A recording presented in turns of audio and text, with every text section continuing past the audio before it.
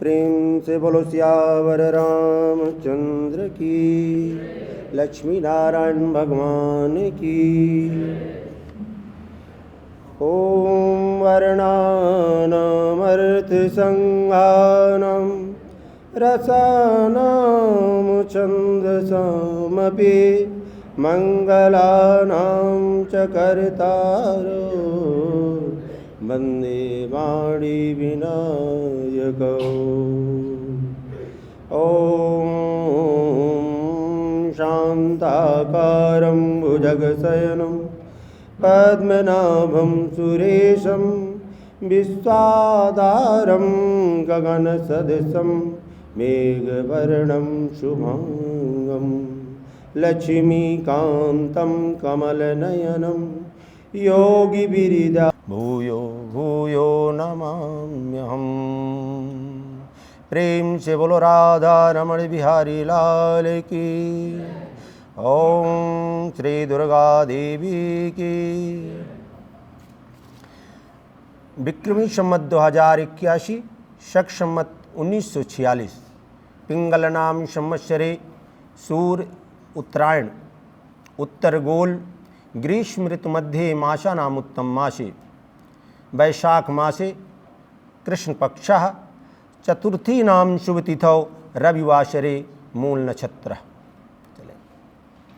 मूल नक्षत्र आज मूल नक्षत्र रविवासरे का शुभ दिन, सप्ताह का प्रथम दिन। भगवान हमारे दोषों का हनन करते हुए हमें सद्बुद्धि प्रदान करें और इसी प्रकार भगवत भक्ति में अवसर प्रदान करते रहें। प्रेम से बोलो राधा रमण बिहारी लाल की।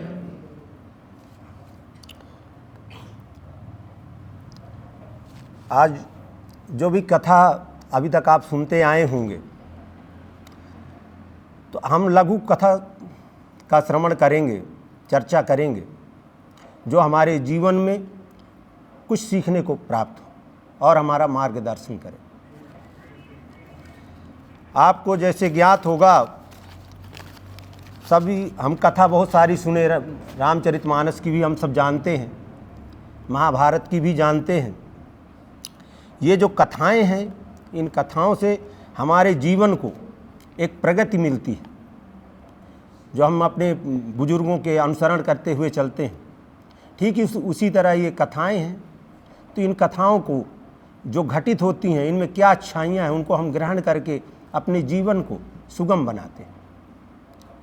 तो आज इसी क्रम में जैसे तुलसीदास जी हुए, सूरदास जी हुए, महर्षि वेदव्यास हुए, जिन्होंने महाकाव्य भागवत गीता लिखी, उसी तरह तुलसीदास जी रामचरितमानस को लिखा, जो आज सब जगह व्याप्त है, विदेशों में भी पढ़ी जाती है। इसी प्रकार एक कवि थे कबीरदास, आपने उनके दोहे बहुत प्रचलित हैं। कबीरदास निर्गुण थे, दो प्रकार के, सगुण भक्ति और निर्गुण भक्ति। लेकिन कबीरदास निर्गुण थे, मूर्ति पूजक नहीं थे वो, लेकिन उन्होंने मूर्ति पूजन का इतना खंडन भी नहीं किया। उनके जो दोहे थे आपने सुना होगा, कि पाथर पूजय हरि मिले, तो मैं पूजूं सिलाए। घर की चकिया कोई न पूजे, जिसका पीसा खाए। मनुष्य जहाँ तहाँ पत्थर की मूर्तियों को तो पूजता है, वो अच्छी बात है, परंतु इस संसार में जो भूखे हैं, जैसे घर में पहले चक्की वगैरह नहीं थी, आटा उससे पीसते थे, तो पेट कौन भरती है? वो जब चलती है, आटा निकलता है, तो हम रोटी खाते हैं। उसको कोई दिया, कोई बत्ती नहीं लगाता। और कहीं का भी पत्थर, हिंदू धर्म में कहीं का मूर्ति छोड़ दो, कहीं का भी पत्थर पूज देते हैं।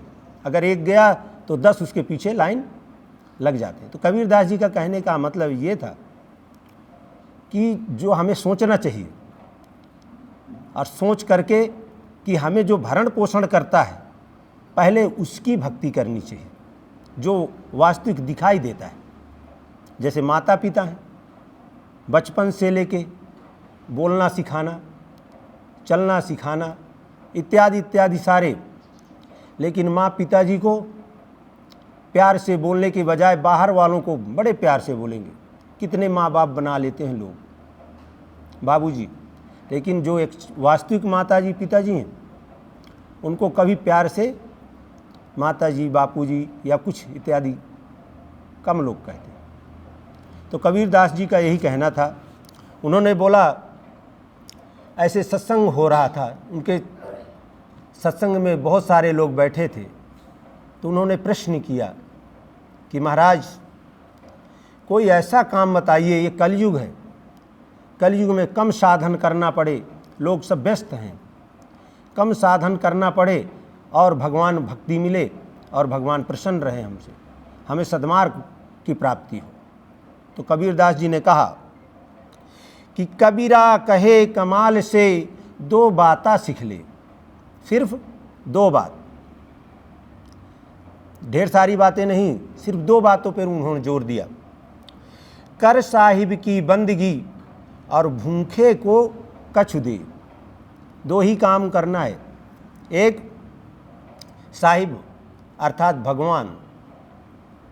देखिए, भगवान एक ही है। लोग भगवान बोलते बहुत भगवान हैं, इतने भगवान, भगवान सिर्फ एक ही है। आप कहीं भी पढ़ेंगे, सिर्फ भगवान एक है, वो भी हैं विष्णु भगवान, नारायण जिनको बोलते हैं, वही एक आधार है, बाकी सब देवता हैं। तो उन्होंने कहा कि एक साहिब की बंदगी और जो भूखा व्यक्ति है उसको कुछ थोड़ा भोजन कराइए।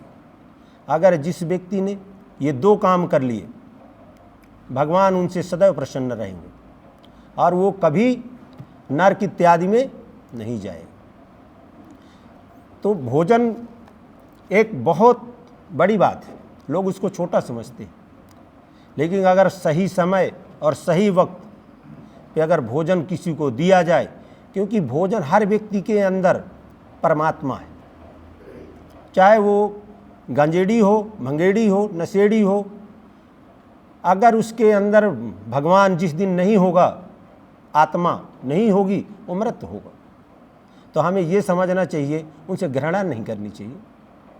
बहुत सारे लोग देखते हैं, हम भी यहाँ पे नशेड़ी पड़ा रहता है और थू थू करके निकलते हैं, लेकिन हमें इस पर विचार करना चाहिए।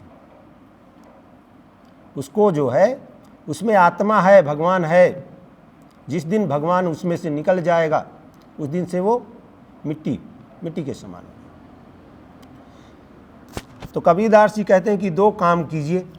एक तो भगवान का भजन, चलते फिरते उठते बैठते, कोई ज़रूरी नहीं है, क्योंकि आज का समय है वो बड़ा बिजी है, व्यस्त है, तो आप कहीं भी हैं, बैठे हैं, नहाए हैं, नहीं नहाए, उससे कोई फ़र्क नहीं पड़ता। भगवान का भजन करते रहिए, खाना बनाते समय स्मरण। और दूसरा, सही वक्त सही समय पर आपको पता है कि इसको भोजन नहीं है, इसको भोजन की ज़रूरत है, आप उसको भोजन करा दीजिए। 2 काम अगर हो गए तो ये जीवन सतमार्ग की ओर सदैव अग्रसित रहेगा और भगवान के सबसे प्यारे आप होंगे। इसी क्रम में एक घटना है, कालांतर में एक दंपत्ति रहा करते थे, तो उनके एक संतान थी, एक पुत्र हुआ। जब वो 8-10 साल का हुआ तो बड़ा धार्मिक प्रवृत्ति का था। वो पढ़ने जाता, बैसाख का महीना था, जो अभी बैसाख चल रहा है। तो जब वो पढ़ के आता, एक टाइम का पढ़ाई होता, 12-1 बजे छुट्टी हो जाता, तो जब वो घर पे आता तो प्याऊँ, उसका जो घर था वो चौराहे पे था, 4 रास्ताएं थी, तो वहाँ पे 2 मटके पानी रख लेता, लोटा गिलास रख लेता, और जो भी आता बड़े श्रद्धा से उनको पानी पिलाता। अच्छा, देखा गया है आपने, जिनकी कम आयु होगी वो लोगों के अत्यधिक प्रिय होते हैं। आपने अगर नज़र अपने आसपास देखेंगे, जिनकी कम आयु होती है वो बड़े मिलनसार लोग होते हैं बचपन से ही। तो वो व्यक्ति जब 12-14 साल का हुआ, प्याऊ लगाता था, हर कोई आता, बड़े प्यार से पिलाता, चाचा पानी पियो, मामा पानी पियो, भैया पानी पियो, ऐसा चलता रहा। लोग आते थे, लेकिन उसमें 4 व्यक्ति ऐसे थे जो हर रोज़ आ जाते थे, एक आध दिन छोड़ करके, लेकिन वो प्रतिदिन आ जाते थे।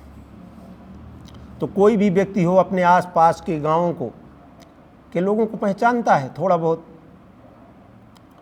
उस बालक ने देखा कि ये 4 व्यक्ति रोज आते हैं और ये आसपास गांव के भी नहीं हैं। उस बालक ने पूछा कि भैया आप कौन हो और कहाँ से रोज आते हो आप? उन्होंने बोला कि भाई साहब रहने दो, हमारी बहुत लंबी कहानी है। नहीं बोलो, मैं तो आपको काफ़ी दिन से पानी पिला रहा हूँ, आपको जानता हूँ, पहचान गया हूँ, आप आसपास गांव के तो नहीं हो, लेकिन आप प्रतिदिन आते हो, कभी 1-2 दिन का अंतर करते हैं, कुछ तो बताइए आप कौन हो, कहाँ से हो? उन्होंने बोला कि हम यम के दूत हैं, यम के। तो बालक ने पूछा कि आपका यहाँ क्या काम? तो बोले भाई साहब आज कल आपके जो क्षेत्र में है लोग ज़्यादा मर रहे हैं, तो जहाँ कोई मरता है मरने से पहले ही हम पहुँच जाते हैं उसको लेने, और उसका जैसा हिसाब किताब है यमराज के पास पहुँचाते हैं। तो बोला बहुत अच्छी बात है। उनको पानी पिलाता, वो रोज़ 1-2 दिन बाद आ जाते। उनसे मित्रवत व्यवहार, जब कोई रोज़ मिलता जुलता है तो मित्रवत व्यवहार हो जाता है, दोस्त बन गए वो। तो बालक को उत्सुकता हुई एक दिन, उसने पूछा कि मेरे इनके संबंध बड़े अच्छे हैं और ये यमराज के पास रहते हैं। तो उस बालक ने पूछा कि आप यमराज की फाइल आप लोग देखते होंगे, तो आप मेरी भी फाइल देखना कि मेरी कितनी उम्र है और मेरे जीवन में क्या क्या है। इसीलिए आपने देखा होगा हस्तरेखाएं लोग बहुत कम दिखाते हैं, जो एक्चुअली जानते हैं, क्योंकि हस्तरेखाओं से मनुष्य को संशय बरकरार बन जाता है। मनुष्य वो जीवन नहीं जी पाता। अगर उसके हस्तरेखा में किसी ने देख करके बता दिया कि आपकी उम्र तो 25 साल है, तो वो 25 साल में ही भटकता रहेगा, वो तनाव ग्रसित हो जाता है। या तो ज्ञानवान हो तब तो उसका जीवन ठीक है, अगर अज्ञान है उसके अंदर तो बस वो 25 साल में ही और जीवन उसका संघर्षमय होगा।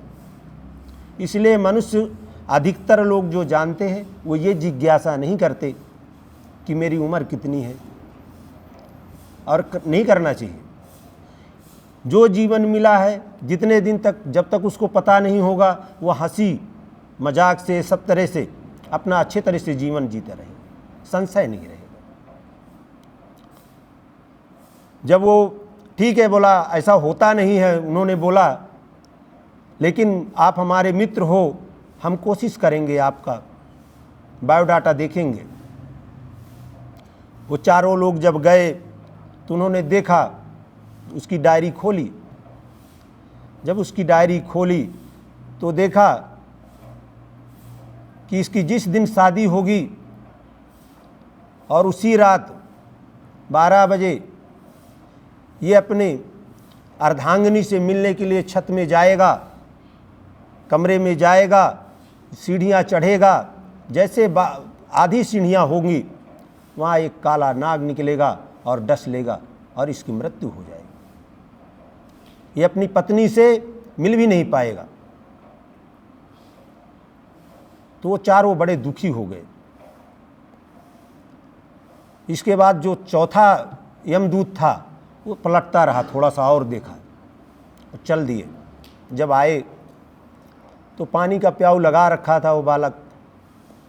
उसने पूछा, महाराज आपने देखा? तो चारों निराश बैठ गए। उन्होंने बोला, निराश होने की क्या बात है, जो विधाता ने लिखा है वो तो होना ही है, सिर्फ कर्मानुसार थोड़ा बहुत। उन्होंने बोला, भाई साहब आपका बहुत गड़बड़ है, जो यमराज की डायरी है उसमें बहुत खराब लिखा हुआ है। बोला कोई बात नहीं, आप बताइए। तो उसमें से चारों रोने लगे। चारों रोते रहे, लेकिन जो उसमें चौथे नंबर का था वो और ज़्यादा रोने लगा। उन तीनों ने चौथे को टोका, बोला कि भाई रो तो हम सब रहे हैं, लेकिन आप कुछ ज़्यादा ही रो रहे हो। तो उस चौथे वाले ने बोला कि आपने ठीक से नहीं देखा,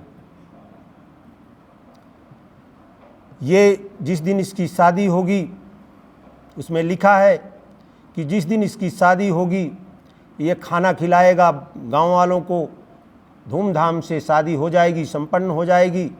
जैसे 12 बजेगा ये सीढ़ियाँ चढ़ेगा और नाग मिलेगा, वो काला नाग डस लेगा और ये ख़त्म हो जाएगा। लेकिन आपने ये नहीं देखा कि वो जो काला नाग बनने की ड्यूटी है वो मेरी है। उस दिन जो काला नाग बनेगा और डसेगा वो मैं बनूंगा। तो मैं इसलिए अत्यधिक रो रहा हूँ। जब उसको बताया तो फिर आपस में बातचीत किया कि कैसे होगा। उन्होंने बोला, चारों ने यमदूतों ने, कि आप शादी ही मत करो, अगर जीना है तो आप शादी मत करो। उसने बोला ठीक है। समय बीता, अकेला लड़का, माता पिता की यही चाहत होती है कि बहू आए, परिवार आगे बढ़े। माता पिता वृद्ध हो गए थे। उन्होंने उसको जोर दे करके कहा कि बेटा तुम्हारे संग के जितने बच्चे हैं सबकी शादियां हो गई, सबके बच्चे हो गए, अब तुम भी शादी कर लो। लेकिन माता पिता को ये पता नहीं था कि जिस दिन इसकी शादी होगी उस दिन ये मृत हो जाएगा। उस लड़के ने मना कर दिया। कुछ समय फिर बीता तो गांव वाले रिश्तेदार हैं वो आकर के जोर देने लगे कि अगर आप शादी नहीं करोगे तो इस कुल को कौन आगे बढ़ाएगा। विवश हो गया, माता पिता रो रहे हैं। उसने हाँ कर दिया। शादी, लड़की देखी गई, शादी बड़े धूमधाम से मनाई गई। लोग आए दूर दूर से, सबको बड़े उत्साह के साथ वो भोजन कराया। रात 11 बजे थोड़ा जल्दी कार्यक्रम ख़त्म हो गया, लोग चले गए। जैसे 11:30 बजा तो जो उसका छत था उसमें 2 सीढ़ियाँ थी, एक दाहिने से थी एक बाएं से। जैसे वो एक सीढ़ी में गया आधी दूर तक तो वो काल नाग बन करके आ गया। बालक ने बोला, दोस्त आ गया? बोला हाँ आ गया। तो बोला अभी टाइम तो आधा घंटा शेष है, 11:30 बजा है। तो बोला ऐसा है, आधा घंटा है, तब तक कुछ बातें कर लिया जाए आपस में, कुछ सत्संग भजन इत्यादि कर ले। मरना तो है ही, आज काल है तो आज मरना है, इसमें कोई संशय नहीं है। और आपकी ड्यूटी है, आप भी कुछ नहीं कर सकते, आप अपनी ड्यूटी निभाइए। दोनों बैठ जाते हैं बीच सीढ़ी में। उस बालक की पत्नी थाल सजा करके वहाँ बैठी है, आरती सजाई हुई है, खाना लगा के बैठी हुई कि कब मेरा पति आएगा, मैं आरती उतारूंगी, उनको भोजन कराऊंगी। आपस में वो दोनों बातें कर रहे हैं। उसकी जो बातें हैं वो थोड़ा सा आवाज़ ऊपर गई, वो जहाँ पे खड़ी थी, तो उसने देखा कि मेरा पति किससे बात कर रहा है, क्योंकि काल जिसका काल है उसी को दिखाई देता है, उसको तो दिखाई नहीं दे रहा। तो जब बात कर रहा था कि आज तो मरना है, वो औरत सुन लिया। उस औरत ने सोचा कि ये तो डायरेक्ट काल से बात कर रहा है और रात 12 बजे इसने मर जाना है। आज ही उसके मांग में सिंदूर भरा गया और आज ही उजड़ जाएगा। वो बड़े चिंता में विधाता को कोसने लगे कि कैसी ये शादी है कि आज ही मेरी शादी हुई, आज ही मेरी मांग भरी गई और आज ही उजड़ जाएगी। वो बड़ी दुखी थी, लेकिन उनकी बातें सुन रही थी। ऐसे करते करते 11:45 हो जाते। तो उसने बोला कि दोस्त आप मुझे डस लो। उसने बोला दोस्त आप मेरे दोस्त हो, आपको मरना 12 बजे है, तो दोस्ती के नाते मैं अभी से डसूंगा, आप तड़पोगे, मरना आपने 12 बजे है, तो मैं अभी आपको नहीं डसूंगा, मैं करेक्ट 12 बजे आपको डसूंगा। तो उस दोस्त ने बोला, बालक ने, कि ठीक है, जो ये 15 मिनट समय है इसका सदुपयोग किया जाए, भजन किया जाए। वो भगवान के भजन में लग गए दोनों। औरत वहाँ खड़ी है, वो दुखी है, रो रही है। पास में गांव में उनके सामने ही एक खोली थी, गरीब व्यक्ति रहता था, पिता और पुत्री। पुत्री जो है गर्भवती थी।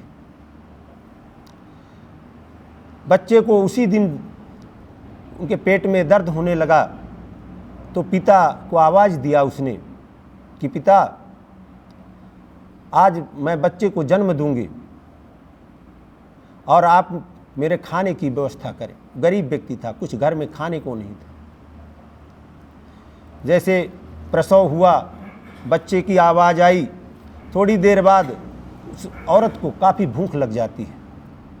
वो बच्चे को गोद में लेके बैठ जाती है और बोलती है कि पिताजी मेरे खाने का बंदोबस्त करो, नहीं तो मैं इस बच्चे को खा जाऊंगा।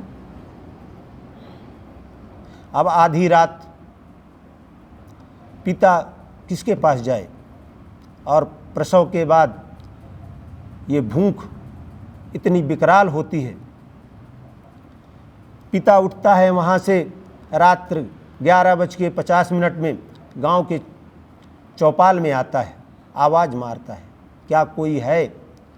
मेरी बेटी ने एक बच्ची को जन्म दिया है, वो भूख से तड़प रही है, कोई है भोजन दे दो। अब आधी रात्रि को सारे सोए पड़े हुए, 2 ही 3 व्यक्ति जगे हुए हैं, एक वो काल और एक वो व्यक्ति और एक वो औरत। औरत सुनती है कि कोई खाना मांग रहा है। औरत मन में विचार करती है कि ये जो खाना है ये तो 12 बजे मर जाएगा, इसको खिलाने से क्या फ़ायदा, आएगा ही नहीं हमारे पास, तो क्यों ना इस खाना का सही समय में सदुपयोग किया जाए, किसी की जान बच जाएगी। वो औरत दूसरे सीढ़ियों से डाउन होती है और आती है और उस आदमी को खाना देती है। वो व्यक्ति देखता भी नहीं है कि मेरे को खाना किसने दिया, लेकिन इतना देखता है कि कोई शादी की जोड़े में है, और वो लेके खाना पीछे चल देता है, भाग जाता है, अपनी लड़की को देता है। तब तक 11:50-55 हो जाते हैं, 12 बजे काल है। खाना जैसे वो पाती है, खाना खाती है, 11:55 हो जाता है, संतृप्त हो जाती है उसकी आत्मा। इसके बाद वो अपने पिता से पूछती है कि इतनी अच्छी लगी हुई थाली, वो भी रात को 12 बजे, आपको कहाँ से मिली? पिता बोलते हैं कि बेटी, गौर से तो मैंने भी नहीं देखा, लेकिन कोई ऐसी लड़की, ऐसी औरत थी जिसकी आज ही शादी हुई है, शादी के जोड़े में थी, उसने खाना दिया। तब तक 12 बजने वाले हो जाते हैं। तो सही वक्त में, सही समय में 2 जान बच गई भोजन पाने से। उसका जो अंतर्भाव है वो आशीर्वाद देता है। नाभि से उसकी आवाज़ निकलती है उस औरत से कि जिसने ये भोजन दे करके 2 जान बचाई हैं, एक उस औरत की और एक उस बच्चे की, उसका सौभाग्य अखंड रहे। तब तक 12 बज जाता है। इधर वो बालक कहता है कि काल से कि अब टाइम 12 बज गया है, आप मुझे डसो। वो फन मारता है, लेकिन कोई असर नहीं होता। 2-3 बार जब मारता है डंक और उसको कोई नशा नहीं होता, तो बालक बोलता है कि एक बार और क्रोध से मारो। सांप थोड़ा सीढ़ी ऊपर चढ़ जाता है और दौड़ के फिर आता है, मारता है, फिर भी कोई असर नहीं होता। इसके बाद 12 क्रॉस हो जाती है। वो जो काल है उसने बोला, दोस्त, आज तक ऐसा कभी नहीं हुआ, मैं यम का काल हूँ, मेरा डसा हुआ आज तक कोई जीवित नहीं बचा। आज पता नहीं क्या हो रहा है, आप 1 मिनट ठहरो, मैं पूछ के आता हूँ। वो दौड़ा दौड़ा यमराज के पास जाता है। यमराज से बताता है, वृतांत सुनाता है कि महाराज ऐसा हुआ, मैंने कई बार डंक मारा, उसको 12 बजे उसकी मृत्यु होनी थी, लेकिन उसमें कोई असर नहीं है। उसने अपनी लिस्ट देखी, देखा कि 12 बजे इसकी मृत्यु है। उसने बोला, कोई बात है, मैं भगवान के पास जाता हूँ। याद कि भगवान एक ही है। कौन है? विष्णु भगवान। यमराज जब चल देता है तो काल बोलता है, महाराज मैं भी आपके साथ चलूँगा। दोनों जाते हैं। आधी रात को विष्णु भगवान सैया पर विराजमान हैं, खटखटाते हैं, क्षमा प्रार्थना करते हैं कि महाराज रात 12 बजे आपको निद्रा भंग किया है हमने, लेकिन मुसीबत ऐसी है, आज तक कभी ऐसा नहीं हुआ कि काल जिसका समय हो और काल ने उसको डसा हो और मरा ना हो, लेकिन आज ऐसा हुआ है। भगवान बोले कि जो साहिब की बंदगी है और सही समय सही वक्त में जब किसी को कोई भोजन करा देता है, परोपकार, उसको कोई नहीं मार सकता। तो उस व्यक्ति की जो उम्र थी वो अब 100 साल कर दी गई है। आप अपने जो डायरी है, आप अपनी डायरी में चेक कीजिए, जब यमराज खोलता है तो उसकी 100 साल उम्र हो जाती है। यम का काल वहाँ से चलता है, उस बालक के पास पहुँचता है, बोला कि अब तुम 100 साल जियोगे। इसके बाद वो 100 साल जीता है, अपनी पत्नी से मिलता है। लेकिन जो ये वृतांत है कि एक साहिब की बंदगी और भूखे को कछु दे, सही समय पर भोजन दिया, 1 जान नहीं 2 जान बचाया। और भगवत भजन 2 काम, कबीरदास जी ने कहा कि आप 2 काम कीजिए। एक भगवत भजन, कोई स्नान, कोई जप तप, आप जहाँ चलते हैं कलयुग में, उठते बैठते खाते पीते आप भगवान का भजन कीजिए। और दूसरा कि भूखे को कछु दे, सही समय में जो भूखा व्यक्ति है उसको भोजन कराए। अगर 2 काम व्यक्ति कर लेता है तो अवश्य भवसागर से पार होगा और भगवत प्राप्ति, भगवत भक्ति उस पर सदैव बनी रहे और भगवान सदैव प्रसन्न रहेंगे। तो आज कथा को यहीं पर विश्राम देते हैं। प्रेम से बोलो नारायण भगवान की। उमापति महादेव की, माता जगत जननी की।